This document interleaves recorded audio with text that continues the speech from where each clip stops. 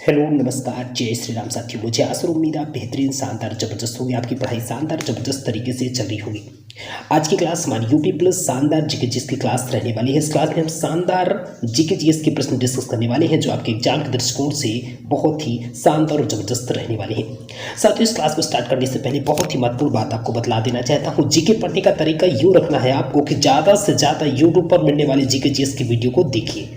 मतलब कि जितनी ज़्यादा से ज़्यादा वीडियो को, एक वीडियो को 2 से 3 बार, मतलब कि दिन में बना लीजिए या फिर हफ्ते में उसका शेड्यूल कर लीजिए कि 2 से 3 बार एक वीडियो को देख ही लेना है। उससे ज़्यादा जितना ज़्यादा से ज़्यादा आपके पास कंटेंट हो जाएगा उतनी ज़्यादा से ज़्यादा आपकी जीके कवर हो जाएगी। यदि आप याद करने के लिए सोचेंगे तो याद करना असंभव है, क्योंकि जीके इतना अथाह सागर है, इसको याद कर पाना संभव नहीं है। जैसा कि आपके पास अभी कम समय भी बचा हुआ है, इसलिए बेहतरीन और शानदार स्ट्रेटजी होगी कि जितनी ज़्यादा से ज़्यादा वीडियो को आप रिविजन 2 से 3 बार, एक हफ्ते में वीडियो को रख लीजिए कि आज मैंने सोमवार को देखा तो अगले सोमवार तक इस वीडियो को आते आते मेरे को 2 से 3 बार देख लेनी है। यदि आप ऐसा कर पाते हैं, आपकी शानदार जीके जीएस की क्लास, जीके जीएस तैयार हो जाएगा। ठीक है, तो चलिए इस महत्वपूर्ण बात के साथ आज की क्लास को स्टार्ट करते हैं। आज की क्लास का पहला प्रश्न आपके सामने बहुत ही महत्वपूर्ण है कि मेनिनजाइटिस रोग किसको प्रभावित करता है। जी हाँ साथियों, मेनिनजाइटिस रोग किसको प्रभावित करता है। आपका ऑप्शन है वृक्क, यकृत, हृदय या मस्तिष्क। तो इस प्रश्न का राइट आंसर हो जाएगा मेनिनजाइटिस रोग जो होता है वह मस्तिष्क को प्रभावित करता है। ऑप्शन डी हमारे इस प्रश्न का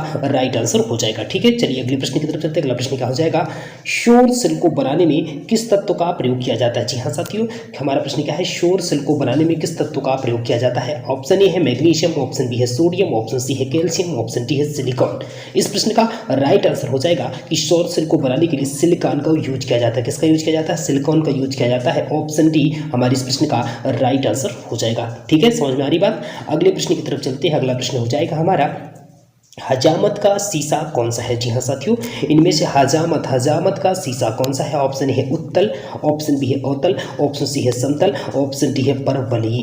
तो इस प्रश्न का राइट आंसर हो जाएगा हजामत मानी कि जो दाढ़ी बनाने के लिए किस शीशे का यूज किया जाता है, अवतल दर्पण का। साइड मिरर के रूप में पीछे का दृश्य देखने के लिए उत्तल दर्पण का उपयोग किया जाता है। बाकी जैसे कि हम सर्च लाइट में है ना, बहुत सारी चीज़ों में नाक, कान, आँख, गले के डॉक्टर, ये सब अवतल का उपयोग करते हैं। उत्तल दर्पण का उपयोग सिर्फ कहाँ किया जाता है, साइड मिरर के रूप में किया जाता है। ठीक है, ध्यान रहेगी बात। चलिए अगले प्रश्न की तरफ चलते हैं। अगला प्रश्न क्या है कि टूटी हड्डियों को जोड़ने के लिए निम्नलिखित में से, हम आपका कीमती समय जाया नहीं करना चाहते, इसलिए जल्द से जल्द वीडियो देते हैं। छोटी वीडियो, शानदार जबरदस्त कैप्सूल वीडियो रहने वाली है जिससे आप सभी का फायदा हो।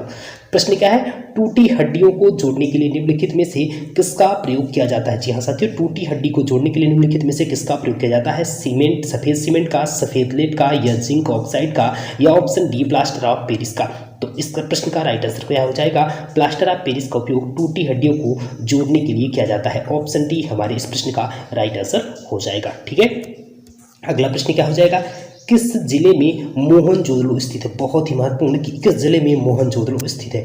तो किस जिले में मोहनजोदड़ो स्थित है, लरकाना, मोंटगोमरी, सिंध या उधमपुर। तो हमारे प्रश्न का राइट आंसर हो जाएगा कि इस प्रश्न का राइट आंसर हो जाएगा लरकाना जिले में। जी हाँ, लरकाना जिले में मोहनजोदड़ो स्थित है। ठीक है, ध्यान रहेगा क्या।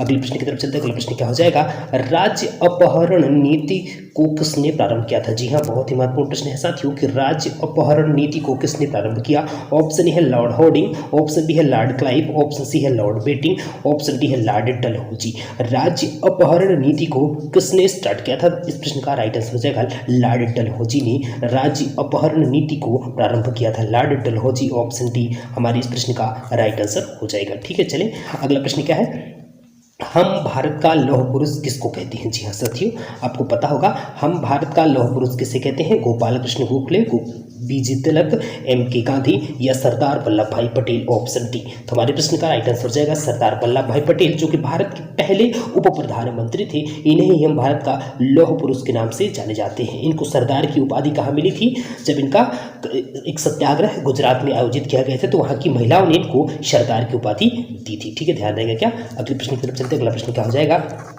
नमक सत्याग्रह के समय गांधी जी के गिरफ्तार हो जाने के बाद आंदोलन के नेता के रूप में उनका स्थान किसने लिया। जी हाँ, हमारा प्रश्न क्या है कि नमक सत्याग्रह के समय गांधी जी के गिरफ्तार हो जाने के बाद आंदोलन के नेता के रूप में उनका स्थान किसने लिया था। ऑप्शन ए है अब्बास तैयब जी, ऑप्शन बी है अबुल कलाम आजाद, ऑप्शन सी है जवाहरलाल नेहरू, ऑप्शन डी है वल्लभ भाई पटेल।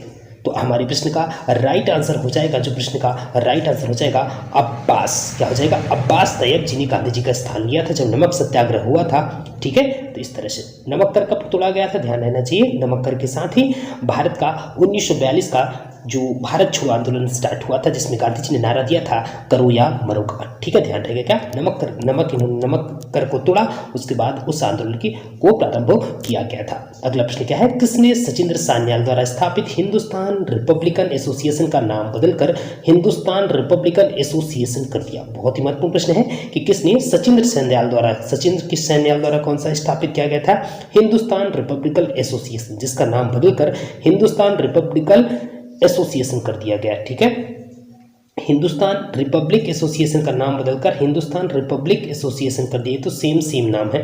प्रश्न में थोड़ा सा एक बार देख लेते हैं। हिंदुस्तान रिपब्लिक एसोसिएशन कर दिया गया था। चलिए प्रश्न को देख लेते हैं, थोड़ा सा इसमें हो सकता है कोई त्रुटि हो गई हो। ठीक है, चलिए अगला प्रश्न देख लेते हैं। भारतीय संविधान में समवर्ती सूची किसके संविधान से ली गई है? जी हाँ साथियों, प्रश्न हमारा है भारतीय संविधान में समवर्ती सूची किसके संविधान से ली गई है? ऑप्शन ए है संयुक्त राज्य अमेरिका, कनाडा, जर्मनी या ऑस्ट्रेलिया। तो हमारा क्या प्रश्न क्या है? भारतीय संविधान में समवर्ती सूची किसके संविधान से ली गई है?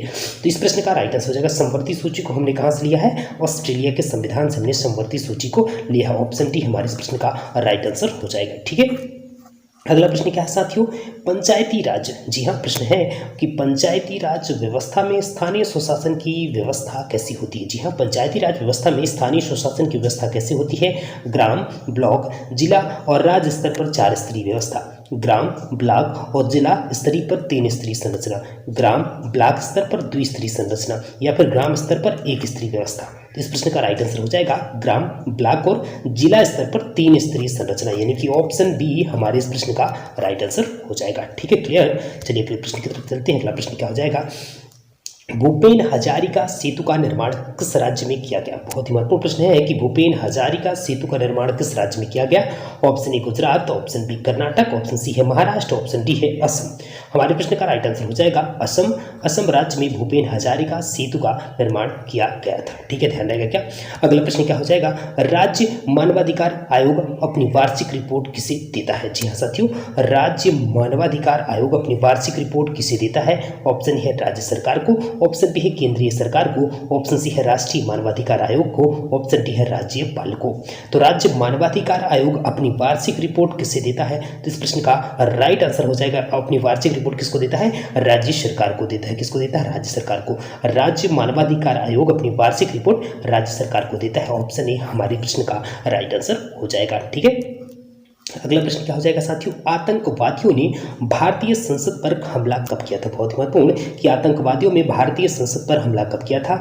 ऑप्शन ए है 13 दिसंबर 2001, 11 सितंबर 2001, 22 जनवरी 2002, 14 मई 1857। तो आतंकवादियों ने भारतीय संसद पर हमला कब किया था? तो हमारा राइट आंसर हो जाएगा 13 दिसंबर 2001। 13 दिसंबर 2001 को आतंकवादियों ने भारतीय संसद पर हमला किया था। ऑप्शन ए हमारे इस प्रश्न का राइट आंसर हो जाएगा। ठीक है, हमारा अगला प्रश्न हो जाएगा दक्षिण एशियाई क्षेत्रीय सहयोग संगठन का मुख्यालय कहाँ है? जी हाँ, दक्षिण एशियाई क्षेत्रीय सहयोग संघ का मुख्यालय कहाँ है? ऑप्शन ए है भारत, ऑप्शन बी है नेपाल, ऑप्शन सी है पाकिस्तान, ऑप्शन डी है श्रीलंका। तो इस प्रश्न का राइट आंसर हो जाएगा नेपाल।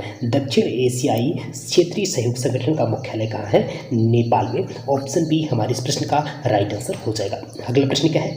गोल्डन हैंडशेक का संदर्भ निम्न में से किस एक से है? जी हाँ, गोल्डन हैंडशेक का संदर्भ निम्न में से किस एक से है? ऑप्शन है अति विशिष्ट व्यक्तियों को सम्मानित करना, या स्वैच्छिक सेवा निवृत्ति योजना, या मंगलमय समुद्र यात्रा की कामना, या विशिष्ट अतिथियों की अगवानी। तो गोल्डन हैंडशेक का संदर्भ इनमें से किस एक से है? तो इस प्रश्न का राइट आंसर हो जाएगा स्वैच्छिक सेवा निवृत्ति योजना। क्या है? स्वैच्छिक सेवा निवृत्ति योजना। ऑप्शन बी का संदर्भ हो जाएगा गोल्डन हैंडशेक का संदर्भ। ठीक है, ध्यान रखिएगा, बहुत ही महत्वपूर्ण प्रश्न है। ऑप्शन बी हमारे इस प्रश्न का राइट आंसर हो जाएगा। अगला प्रश्न क्या है? भारत में गरीबी का स्तर कायम किया जाता है किस आधार पर? जी हाँ, बहुत ही महत्वपूर्ण प्रश्न है कि भारत में गरीबी का स्तर कायम किया जाता है इस आधार पर। किस आधार पर भारत में गरीबी का स्तर कायम किया जाता है? ऑप्शन है विभिन्न प्रदेशों के प्रति व्यक्ति आय के आधार पर, या औसत घरेलू आय के आधार पर, या घरेलू उपभोक्ता के व्यय के आधार पर, या देश के मलिन आबादी के आधार पर।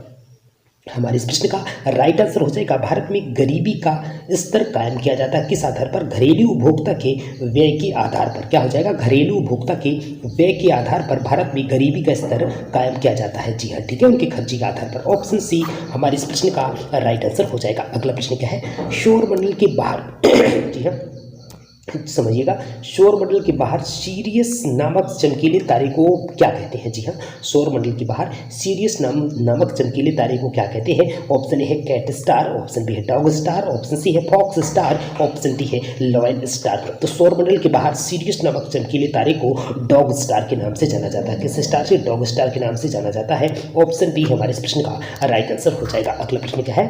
आकार के संदर्भ में, जी हाँ, आकार के संदर्भ में वरुण हमारे सौर मंडल में कौन सा स्थान पर आता है? ऑप्शन ए पहला, ऑप्शन बी है दूसरा, ऑप्शन सी है तीसरा, ऑप्शन डी है चौथा। तो ध्यान रखना है, आकार के संदर्भ में वरुण हमारे सौर मंडल का कौन से नंबर पर आता है? वरुण की बात हो रही है, वरुण आता है चौथे नंबर पर। पहले नंबर पर बृहस्पति, दूसरे नंबर पर शनि, तीसरे नंबर पर अरुण, चौथे नंबर पर वरुण, पांचवें नंबर पर पृथ्वी, छठवें नंबर पर शुक्र, सातवें नंबर पर मंगल, आठवें नंबर पर बुध। ध्यान रखिएगा, ठीक है। ये हमने आकार के आधार पर आपको बताया। सबसे बड़ा ग्रह कौन सा है? बृहस्पति, फिर शनि, फिर अरुण, फिर वरुण, यानी कि चौथा इस प्रश्न का राइट आंसर हो जाएगा। वरुण को पूछा गया तो वरुण आकार के आधार पर चौथा स्थान रखता है, ठीक है, ध्यान रखिएगा। चलिए अगले प्रश्न की तरफ चलते हैं। अगला प्रश्न क्या हो जाएगा? अगला प्रश्न है हमारा, चलिए अगला प्रश्न देख लेते हैं कि उत्तर प्रदेश, जी हाँ, प्रश्न आ गया है, कौन सा है? थोड़ा सा हमारा अगला प्रश्न हो जाएगा, एशिया के सबसे बड़े मरुस्थल, जी हाँ, एशिया के सबसे बड़े मरुस्थल का नाम बताइए। ऑप्शन ए है थार, ऑप्शन बी है गोबी, ऑप्शन सी है टकलामकान, ऑप्शन डी है काराकोरम। तो एशिया के सबसे बड़े मरुस्थल का नाम हो जाएगा, इस प्रश्न का राइट आंसर हो जाएगा गोबी। जो मरुस्थल है एशिया का सबसे बड़ा मरुस्थल है। स्थित कहाँ है? चीन और मंगोलिया में स्थित है। गोबी का मरुस्थल एशिया का सबसे बड़ा मरुस्थल है। टकलामकान जो मरुस्थल है ये कहाँ स्थित है? इसका आंसर मध्य एशिया, और इसका ज़्यादातर भाग चीन में स्थित है, इसलिए ऑप्शन देख के आपको कर लेना है, ठीक है। मध्य एशिया आए तो ठीक है, और नहीं तो चीन इस प्रश्न का राइट आंसर हो जाएगा। टकलामकान मरुस्थल कहाँ स्थित है? चाइना में स्थित है, ठीक है। चलिए अगले प्रश्न की तरफ चलते हैं। अगला प्रश्न क्या हो जाएगा? भारत में जननांकीय इतिहास में महाविभाजन का वर्ष है। जी हाँ, भारत में जननांकीय इतिहास में महाविभाजन का वर्ष है। ऑप्शन ए 1921, ऑप्शन बी है 1949, ऑप्शन सी है 1951, ऑप्शन डी है 1952। तो भारत में जननांकीय इतिहास में महाविभाजन का वर्ष हो जाएगा 1921। ऑप्शन ए हमारे इस प्रश्न का राइट आंसर हो जाएगा, ठीक है, ध्यान रहेगा क्या? ऑप्शन ए हमारे प्रश्न का राइट आंसर हो जाएगा। अगला प्रश्न कि प्रदूषण युक्त वायुमंडल को निम्न में से किसके द्वारा स्वच्छ किया जाता है? बहुत ही महत्वपूर्ण, कि प्रदूषण युक्त वायुमंडल को निम्न में से किसके द्वारा स्वच्छ किया जाता है? ऑप्शन ए है ऑक्सीजन, ऑप्शन बी है वर्षा, ऑप्शन सी है नाइट्रोजन, ऑप्शन डी है हवा। तो प्रदूषण युक्त वायुमंडल को निम्न में से किसके द्वारा स्वच्छ किया जाता है? ध्यान रखिएगा, किसके द्वारा स्वच्छ किया जाता है? राइट आंसर हो जाएगा वर्षा के द्वारा स्वच्छ किया जाता है। किसके द्वारा? वर्षा के द्वारा वायुमंडल को स्वच्छ किया जाता है। ऑप्शन बी हमारे इस प्रश्न का राइट आंसर हो जाएगा, ठीक है। अगले प्रश्न की तरफ चलते हैं। अगला प्रश्न क्या हो जाएगा? ह्यूमस उदाहरण है। जी हाँ, ह्यूमस उदाहरण है। किसका उदाहरण है? ह्यूमस मृदा संरचना का, या क्रिस्टलाइड का, या जैविक क्लोराइड का, या उपयुक्त में से कोई नहीं। तो हमारे इस प्रश्न का राइट आंसर हो जाएगा ह्यूमस उदाहरण है मृदा संरचना का। जी हाँ, मृदा संरचना का उदाहरण है ह्यूमस। ऑप्शन ए हमारे इस प्रश्न का राइट आंसर हो जाएगा। अगला प्रश्न क्या है? राजपत्रित अधिकारियों का प्रशासन कौन देखता है? जी हाँ साथियों, राजपत्रित अधिकारियों का प्रशासन कौन देखता है? ऑप्शन ए है पुलिस महानिदेशक, ऑप्शन बी है अधीक्षक, ऑप्शन सी है पुलिस महानिरीक्षक, या ऑप्शन डी है जिलाधिकारी। तो हमारे प्रश्न का राइट आंसर हो जाएगा राजपत्रित अधिकारियों का प्रशासन कौन देखता है? पुलिस महानिदेशक देखते हैं। कौन देखते हैं? पुलिस महानिदेशक देखते हैं। ऑप्शन ए हमारे इस प्रश्न का राइट आंसर हो जाएगा, ठीक है। अगला प्रश्न क्या हो जाएगा? उत्तर प्रदेश का एकमात्र मुक्त विश्वविद्यालय कहाँ स्थित है? जी हाँ, उत्तर प्रदेश का एकमात्र मुक्त विश्वविद्यालय कहाँ अवस्थित है?